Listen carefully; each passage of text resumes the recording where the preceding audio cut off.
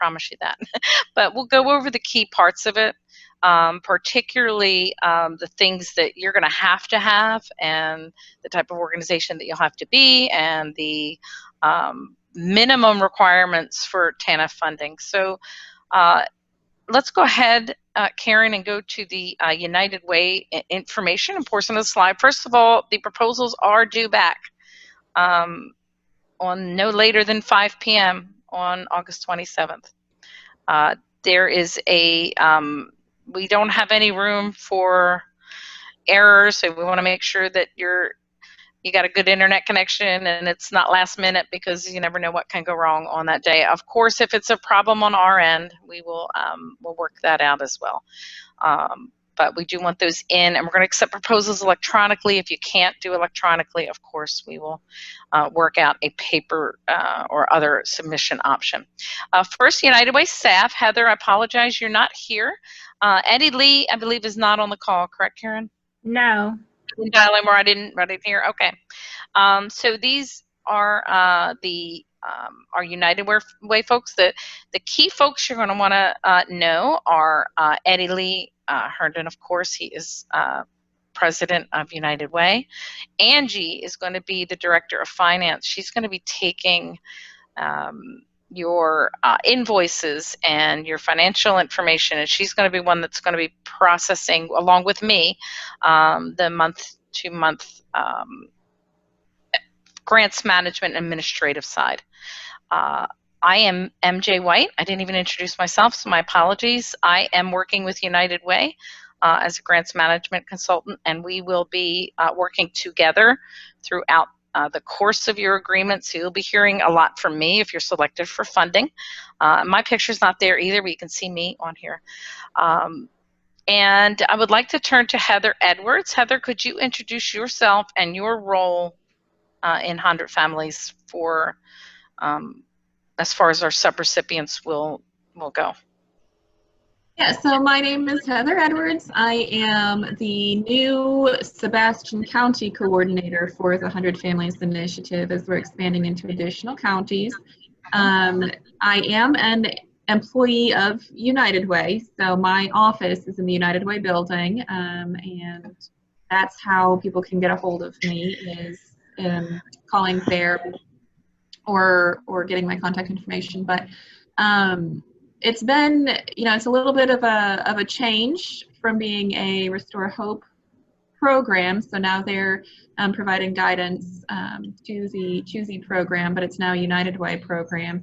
And this is really exciting, the changes that are coming, that we're building out the program a little bit, making it very pertinent to our community. It's always been a community initiative, but we're excited about really building up those community partners, and this is a big part of it, providing this case management funding. So I'm really the point person in Sebastian County. As I said, they're expanding into other counties, but I'm going to be the point person for kind of the day-to-day stuff, not so much the financials and all that. Right. For the actual programming, that's me. All right, thanks, Heather. So this is the pilot kickoff for spreading 100 Families through the state. So we're going to make, this is going to go really well, and then it's going to expand hopefully throughout the state of Arkansas. We've got targeted communities that will follow after Sebastian, so it's really exciting. This is a little bit of an overview of United Way of Fort Smith area, and 92 years of service and 6-county area, and they have a partnership with 31 local agencies and 33 programs. So you can see those coverage areas there. Oops.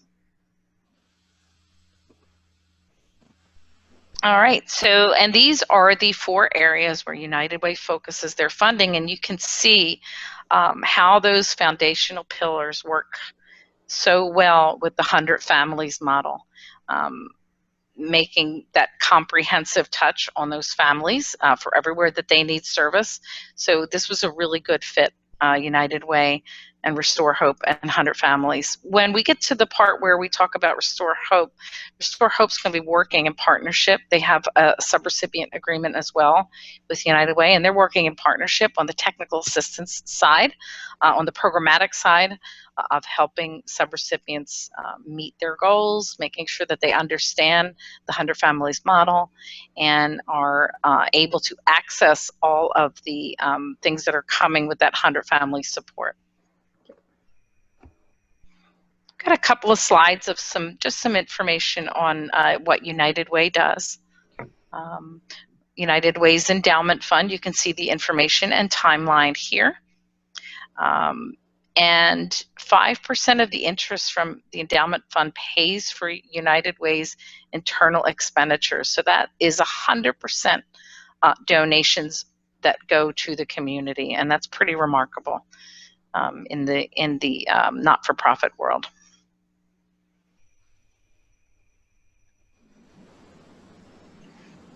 Karen, if you can go to the next slide. Is there a lag? Do you want the... Yeah, a little lag, yeah. That's okay. No, it's fine. I went to this one already. Oh, okay. I'll wait. I'll be quiet, or I'll talk slower. No. I need to talk slower anyway. Is this the one you want? Yeah, that's perfect. Okay. And this is just, we won't stay on this slide too much longer either. This is the community investment along with the campaign, and these are some of the community impact and some of the organizations that have had assistance from United Way and have been part of their process. Next slide is the same, gives a little bit more information.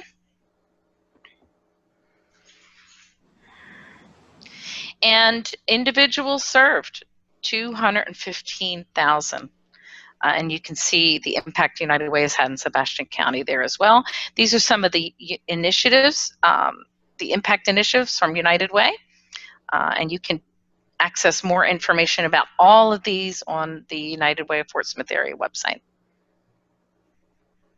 That's just cool pictures.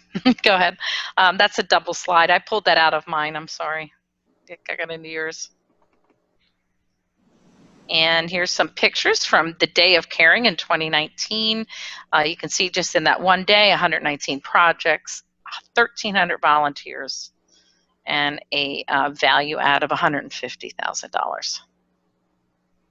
So let's talk a little bit about how United Way, one more slide, I'm sorry, forgot about this one.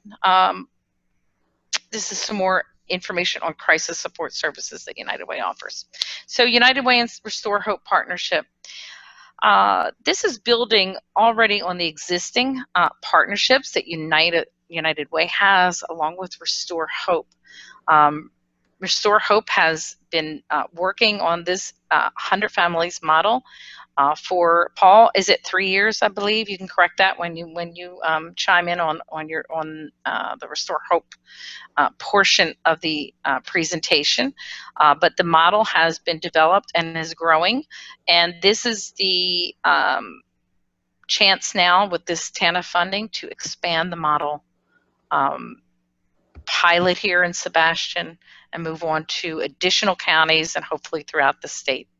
So Karen or Paul, I'm going to turn over to you to have a little bit of information about Restore Hope. Sure. Well, Restore Hope was founded really in response to the governor taking office in 2015 and us having several years in a row of the fastest growing prison population in the nation. And in 2016, we had incarcerated so many adults that we had the unlikely and unfortunate distinction of having the highest percentage of children who had an incarcerated parent. And so the governor took office, combined really what has always been a segmented response in the community and saying these are family issues and we've got to have a community response. And so this slide here shows that the reason that we are having execution outcome lags is really because of the lack of coordination between agencies and the helps that may exist in our communities. And so in 2016, we started meetings in Sebastian County in an attempt to build what is coined as a collective impact initiative to reduce incarceration and the need for foster care. And there are 5 things that Restore Hope really does around building those collective impacts. We'll provide these slides as a part of this. Next slide, please, Karen. And so we built the alliance. We started with reentry and then moved into alternative sentencing. And then in February of 19, we launched the 100 Families Alliance. And so that alliance seeks to help 100 community families move from crisis to career. And so now, given the real impact and the outcomes that were coming from this collaborative effort, we have shifted, Restore Hope has shifted into a supportive role to United Way to be able to help strengthen the Sebastian County Alliance and then start moving it across the state through other United Way partnerships and other communities that need to have the same type of alignment and coordination in their effort to help these families who, what we found by our data is on average, they're in 3 areas of crisis. They made less than $12,000 a year prior, and which is going to take many of us to come together at the same time to be able to meet the needs to move to stability, and then start the effort to help folks figure out what options and aptitudes they have to move on to career. So we're a proud partner with the community organizations in Sebastian County, and really look forward to helping Arkansas serve its own families who happen to find themselves in crisis and often engaged in the legal system. We'll help them see if we can't plot a way out of that.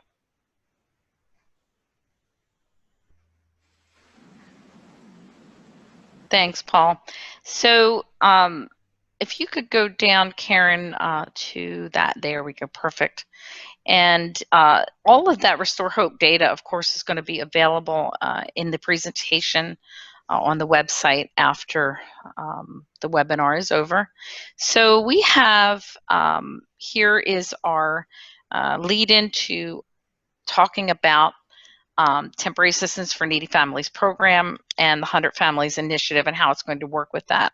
So United Way is a subrecipient of Temporary Assistance to Needy Family funds from the state of Arkansas, Division of Workforce Services. The TANF program is part of the Social Security Act. Subrecipients in our program are going to have to meet one of the 4 purposes of the program. You can see them there: provide assistance to needy families so that children can be cared for in their own homes or in the homes of relatives and the dependents of needy parents by promoting job preparation, work, and marriage, prevent and reduce the incidence of out-of-wedlock pregnancies, and encourage the formation and maintenance of 2-parent families. That's directly from the statute. So how has TANF worked in Arkansas? So I've got some 2018 data here. I'm going to move my screen here a little bit so I can see our slide a little bit better. Karen, can you go back to that last one? Thanks. Okay. So out of 57 million in 2018 and 6 million in contingency funds, as of 2018, from that and prior years, there's an accumulated 74 million as of 2018 in unspent block grant funds. That has built since then. I believe it's 94 million, 93 million. So you can see that the state of Arkansas and Division of Workforce Services hasn't always had the easiest time administering these funds on their own. So a program like 100 Families is really an answer to not just what's going on in individual communities, but statewide with administering this program and the funds in an efficient way, because the funds sitting in the state coffers they're not doing anyone any good. So this was an immediate issue for Governor Hutchinson when he came into office. He was focused on it, and he wanted answers on how to get this money out. And we believe that 100 families is a way that families can get services and that money can be put to use.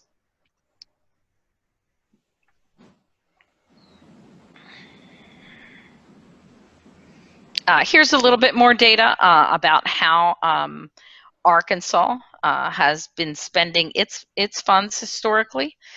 You can see that in comparison where we stand with the national data as well. All right, so let's do a little bit of a walkthrough. So Karen, can you pull up your, I'm sorry, I was going to pull up mine, but if you can pull up your version of the RFP. Do you want to try to pull yours up real quick? Yeah, I'll try. I'm going to have to pull it. That one might come up. Yep. And I'll be looking for it in the meantime. Yeah, let me see if I can get mine to work this time. Try it again here.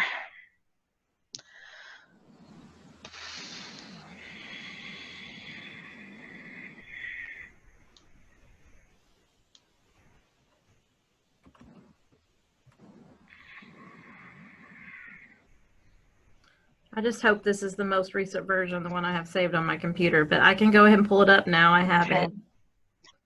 Oh, you do? Because I'm trying now too as well. Go ahead and if you found it, because my share is still hidden. I don't know why. Really? I must not yeah, have the setting right. I don't understand. No, it could be my end. You know, it usually is. It's usually me. It's usually me. Nope, that's not it. Oh, that's not it? Oh, yes. No, you're right. It's not. That's it.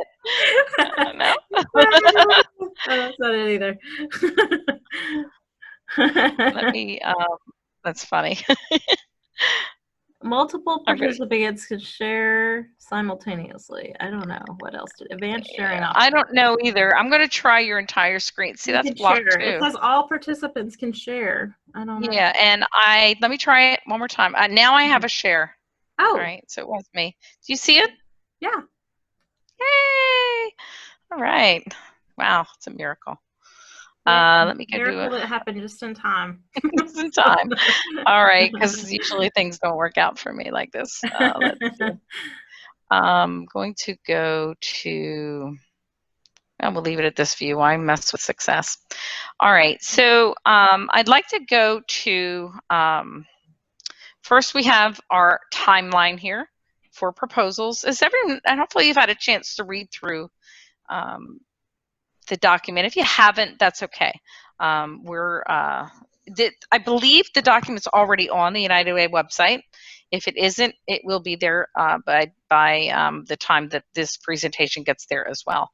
Our requests for proposals went out on the 27th of July. And like I said before, we've got to have them back by August 27th. We're going to take written questions through the end of the week.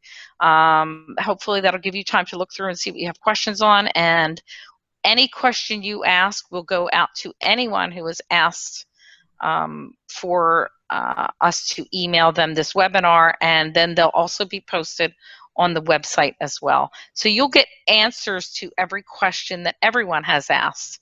So we do ask that those questions be in writing. Please don't call. That way we can make sure everybody gets the same information. We're going to let everyone know around September 15th, 2020, and then we'll be getting funding agreements out on a schedule that we'll determine shortly after that. But Paul, I want to say that the target for getting subrecipient award agreements is also in September. And September is possible. Yeah, September would be the great perfect situation. October, certainly. We can't wait too long because we have a limited amount of time as well to get projects up and running. So in your RFP, in your funding opportunity announcement document, you have information about the 100 Families program, which we've talked a lot about already. What I'd like you to go to is the eligibility requirements for TANF beneficiaries. Custodial parents and non-custodial parents who are below 200% of the federal poverty level with children under 18 or otherwise meet eligibility due to their verified eligibility for SNAP funds, Medicaid, or transitional employee assistance. So we have the definition there for a minor child. So you do want to make sure that if you're selected for funding and when you're developing your applications, you're including that target population in your proposal. So they must be a part of that. We are looking at now individuals who are work eligible individuals, WEI. That's an adult or minor child head of household that receives assistance under TANF, or a non-subrecipient parent living with a child receiving TANF unless the parent is a minor parent and not head of household, a non-citizen who is eligible to receive assistance due to his or her immigration status, SSI recipients on a case-by-case basis, a parent providing care for a disabled family member living in a home, provided that there's medical documentation to support the need, state option on case-by-case for SSI, and if you can go, we'll go to the next section here. You will have to use the TANF eligibility form for demonstrating eligible beneficiaries. When you're preparing your application, you're going to want to make sure that your goals and outcomes are clearly defined and that they are well defined apart from your outputs. So the definition of outcome is the results that are achieved and the manner in which they're going to be achieved. So really explain using, I'm sure you've all seen the SMART acronym before. We have that here as well. Specific, measurable, achievable, realistic, and time-bound. We have to know who, what the change is going to be, how it's going to be achieved, making sure it's realistic, and knowing the time frame. We have to know that you're going to be able to meet the goals and objectives of the program in the time in which we have to spend the funds. The award information section, the TANF block grant is from Administration for Children and Families.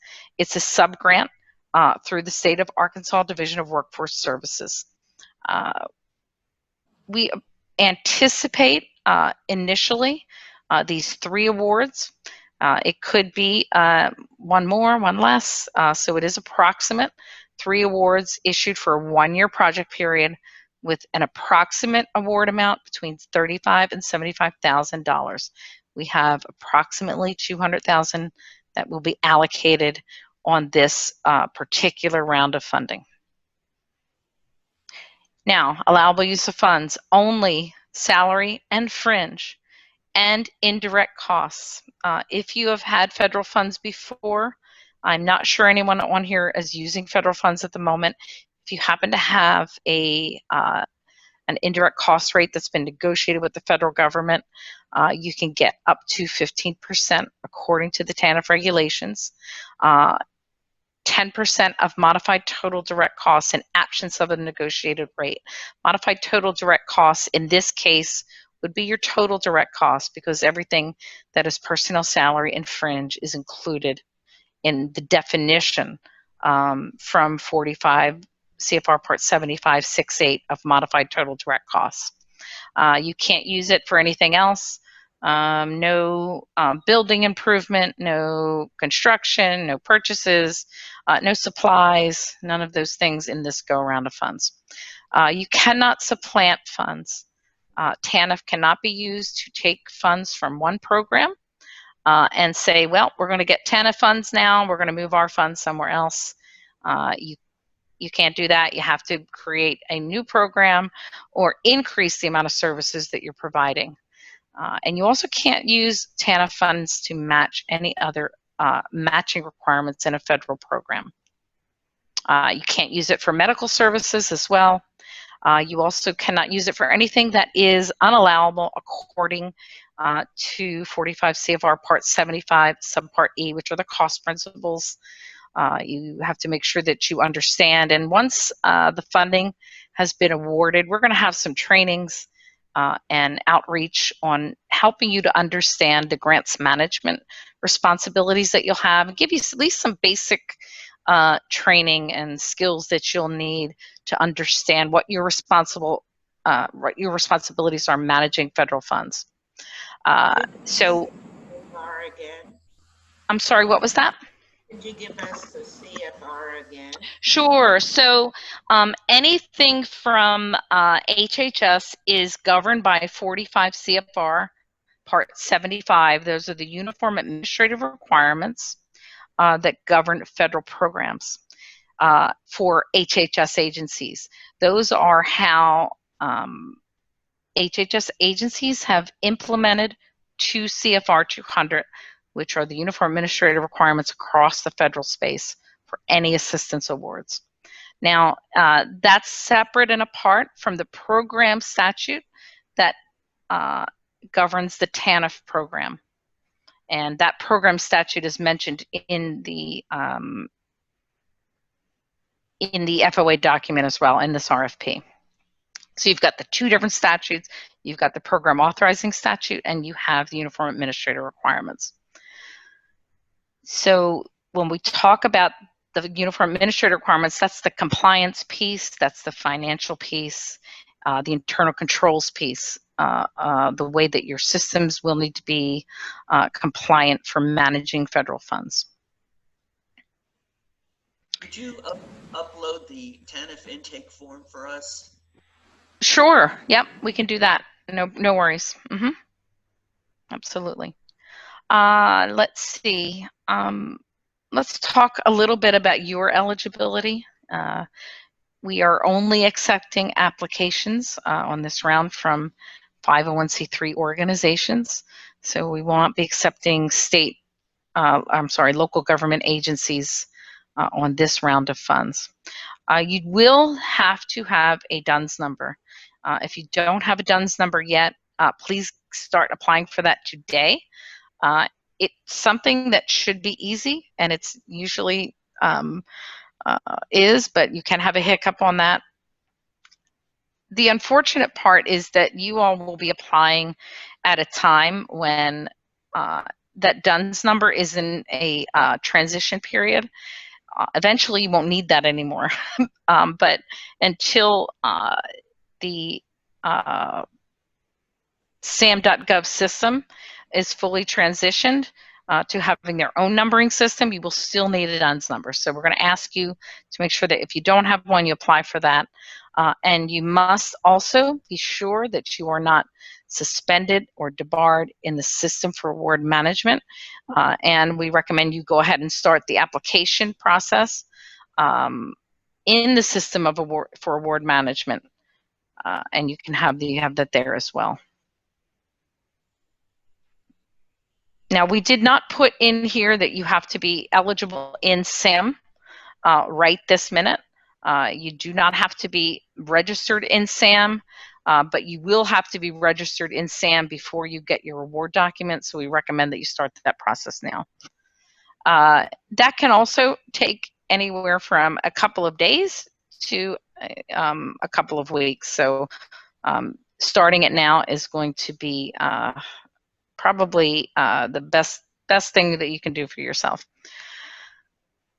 Financial information. We're going to need some information from you. Hopefully your IRS 990 form is probably the most accessible document that you have, but any of these that we have offered in the RFP will be fine.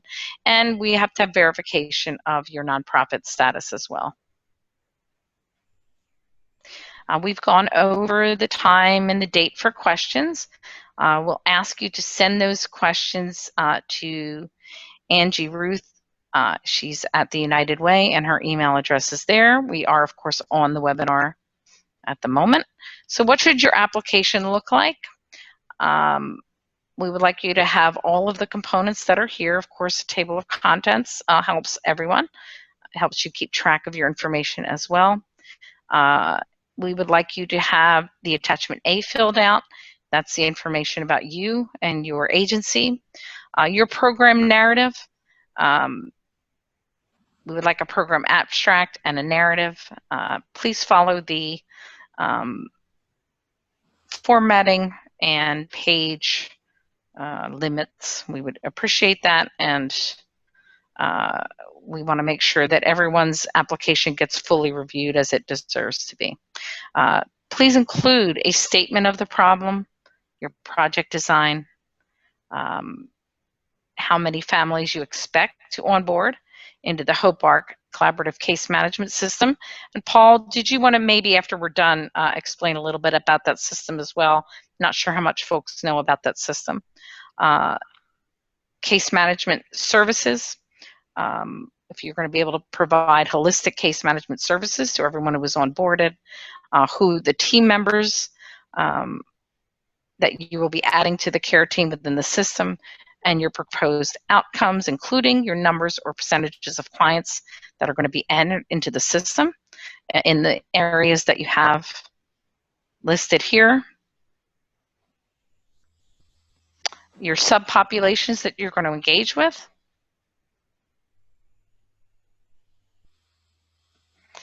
Information about who's going to be hired. Are you going to be hiring new case managers? Will you be using existing case managers? Describing their qualifications and their experience as well. We also would like you to have an implementation plan and explain your management structure as part of that system. And then we will need your budget in attachment B. We're going to go ahead and look at that budget page as well. Your administrative costs, they should not exceed 10% unless you have an indirect costs rate agreement, in which case, if you do have an accepted one with the federal government, you cannot exceed 15%, even if your indirect cost rate is higher than that. We have explained in here how TANF defines administration. This is for the state. This is the state definition. And for the time being, as we implement the program, we're going to follow the state's lead in how they define administrative costs for state agencies. We talked a little bit before about the cost principles. TANF must be used for expenses that are necessary, reasonable, and allocable. And your indirect costs must be allocated using an accurate methodology. So we do have some links to the applicable section of the reg as well. Your application is going to be evaluated by a review panel. You're going to be looking, they're going to be looking at your costs as well as the way you've presented your proposal, making sure that your outcomes are measurable and achievable, and that they're consistent with TANF requirements and 100 families model in particular. Excuse me. Let's talk a little bit about post-award. If you're selected for funding, you will have to submit status and financial reports to your program manager. Your invoices that will come in for payment, you will have to have detailed backup for everything that you're submitting, and we'll be having training and technical assistance on that as well for those that are selected for funding. You always have to keep your books open and available for anyone from United Way, Arkansas DWS, HHS, or any of the other inspecting agencies from the federal government if They are asking to see it. Also, FFATA requirements. I want you to look at that top section that's on the screen.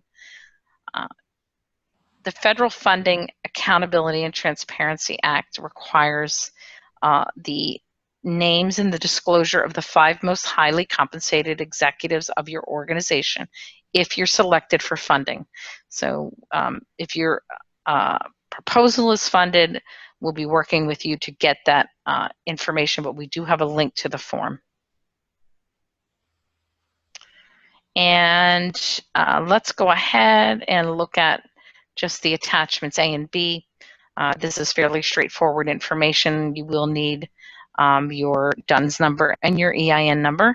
It needs to be signed by the person in your organization that has the authority to bind your organizations. That's very important. The project director, if they do not have authority to sign grants and contracts, they won't be able to sign this application either. So please be sure that you're having the correct authorizing official sign your document. Here's your budget request form. As you can see, it is limited to personnel and fringe. We are going to be asking you to report on FTE, full-time equivalency hours. So please be sure to only include positions, salary, fringe, with a detailed budget narrative of who's going to be doing what, and your 10%, or whatever your indirect cost rate is. Attachment C is the SAM suspension and debarment template that you will need to fill out. You're going to need to certify. Of course, we will verify it as well, but you will need to certify that. And then we had the 100 Families case manager job description included as well. So Paul or Karen, did you want to explain a little bit about the Hope ARC system? I'm going to stop sharing my screen. Sure. Yes, Karen, do you want to do that? Sure. And I'd like to say one more thing about just when you're doing your budget, make sure you think about how much time your staff members will spend on the 100 Families Initiative, and only include the amount of time they'll spend. So in other words, if you have a staff member that has multiple duties that are not 100 Families related, then you'll put however many hours you suspect will be specific to the 100 Families Initiative in the budget. So not necessarily their salary. Yeah. Because we'll have to have timesheets, of course, to absolutely. And I'm glad you mentioned that, Karen, because when you're talking about percentage of time and full-time equivalency, the federal agency looks at it as 100% of your time. You only have 100% of your time. If your salary is based on 40 hours, then that's 100% of your time. If you're working 60 hours and you are giving 80% of your full-time equivalent hours, it better be 80% of your 60 hours. So, you know, be really cautious and very accurate on your timesheets, right? If you work 80 hours, you can't volunteer 40 of them, right? You have to have, if you are 50% to 100 families and you work 80 hours, you better be working 40 hours for 100 families. Yeah. So that's how the federal government looks at your time and effort reporting. So just be really cautious when you're doing your budget. You're considering all of these things as you're doing your budget development. That's good. So this is the Hope ARC system. Can everybody see this? I'm going to stop sharing mine. I think I'm still sharing. Okay. There we go. That's why. That's it. Can you see it now? Yes. Yep. Okay, good.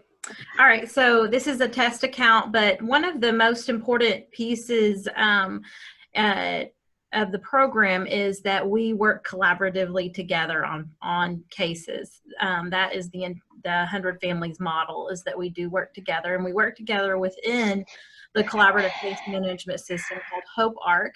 And you'll see all these little octagon shapes. Those are people added to a case. So basically you sign up as a provider, you get added to, you add to a case. Now as a case manager, then you are a point of intake. So you will be completing the entire intake, which means that you will be checking off all this information, the basic information, but also the community intake form, which is very important because it manages 13 plus child welfare assessment areas, and I'll show you those. So this is how we find out where a family is in the crisis to thriving scale, case management scale.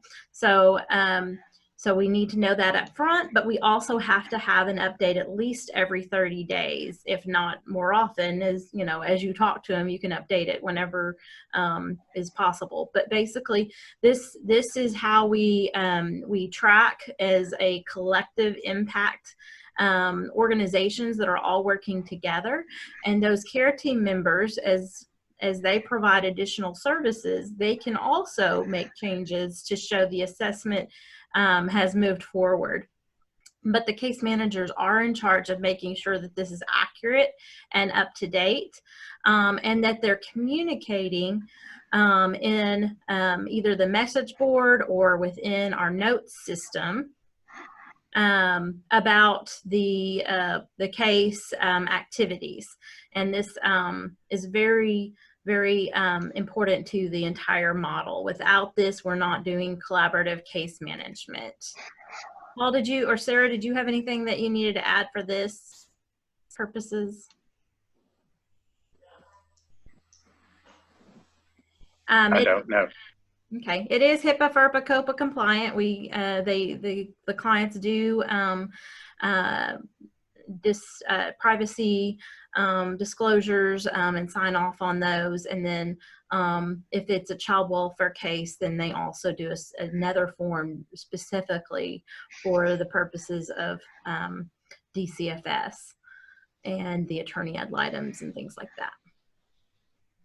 Okay. So anyone within the 100 families situation, if they're part of Hope Arc, then they're already TANF certified, eligible. Is that correct? A lot of people can use the Hope Arc system, so not necessarily, but on that basic information page, they are checked whether or not they are 100 families participants or not. So for example, Hope Campus used to use the system all the time, and so a lot of those persons staying over there were not parents and they were not TANF eligible, but they could use Hope Arc system just as a case management system if they choose to, but they would not be TANF eligible, and therefore they would not be working with the 100 Families program.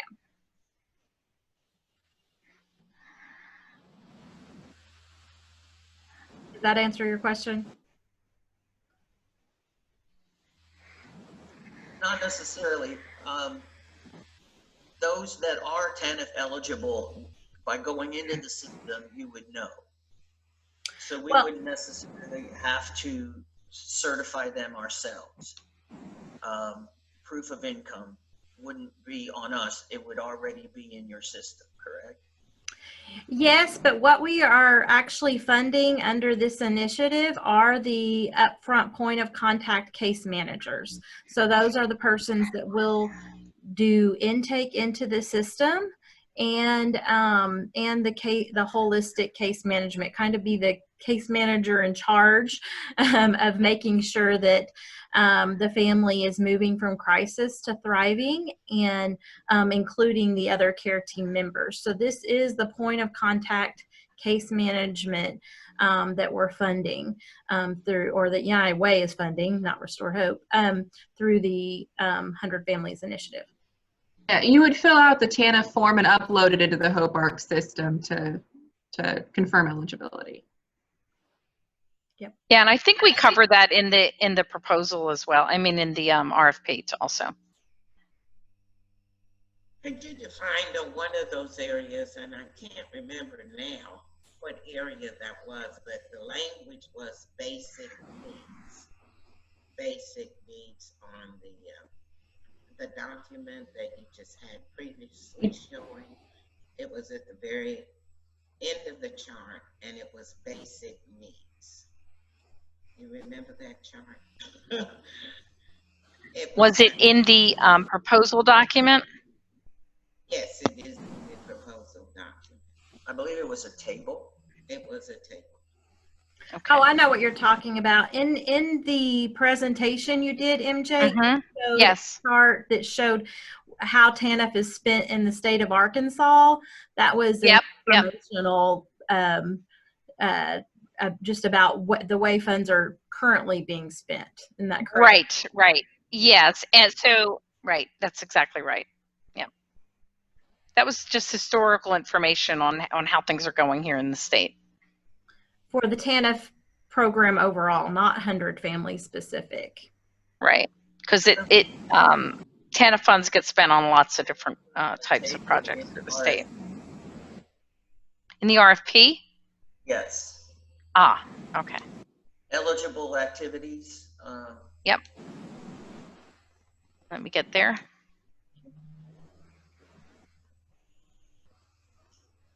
Yep, basic needs at the bottom of that table. So Karen, it's that table where we have things that can be entered into the Hope Arc system, the assessment area. So basic needs is the last thing on that list under financial management. Yep.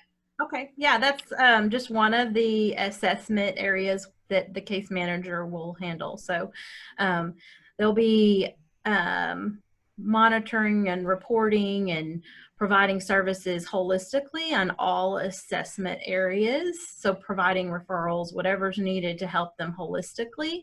So and that's one of the one of the areas that definitely need addressed by the case manager.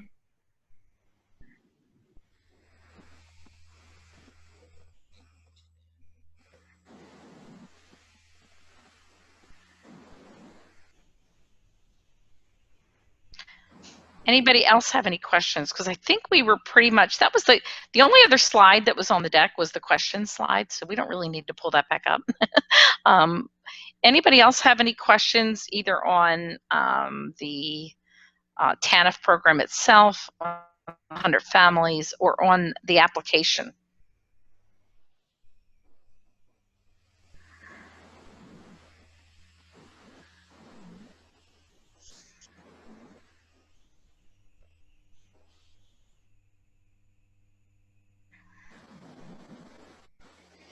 Karen, correct me if I'm wrong. I thought I heard you said that this RFP was going to cover the front end case managers. Is that strictly the limitation? Yeah, correct me if I'm wrong, Heather. I believe that United Way's intention is for it to be the upfront case managers. Thank you. Okay. So once again, if you have other questions that you think about later after the webinar, please submit them in writing. Be happy to answer those, and they'll be distributed to everybody. So if someone asks a question, we will be making that answer available to everyone. So be careful what you put in the question. But we'll be happy to share all of that with everyone to make sure everybody has all the information they need.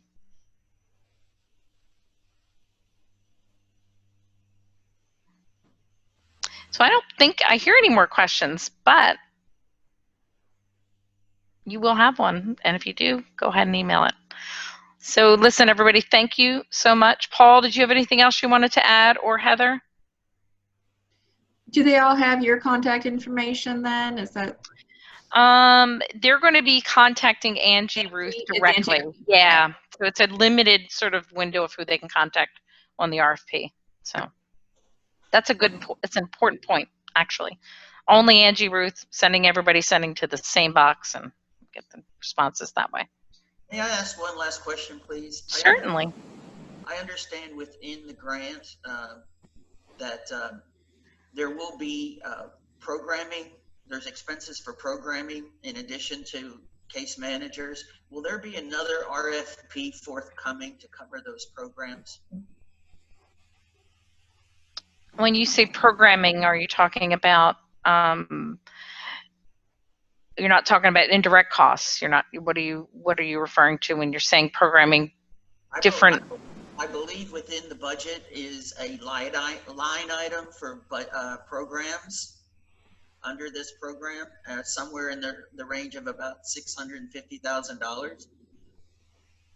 Will there be RFPs coming subsequently to cover whatever programs you decide to implement? So you're talking about for the United Way's budget? Yes. To the No, TANF program? Yeah, that $600,000 actually is this RFP. Yeah. So this And is it's part broken, of that. Yep. It's broken down into 4 counties. Okay. The number given earlier was 200,000. That's right. So that's what we're making available right now for Sebastian. It's because the 650,000 is for all 4 counties. Right.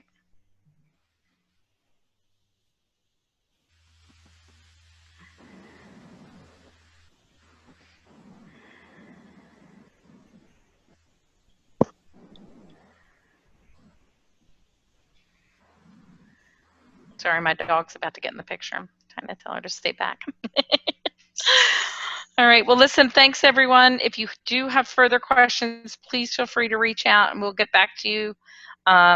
We'll take all questions until August 7th, and then after, we will make sure that all those answers are available on the website. Thank you for your time today. Thanks, everyone. Take care. Thank you. Thank you, guys. Bye-bye. Bye, everyone.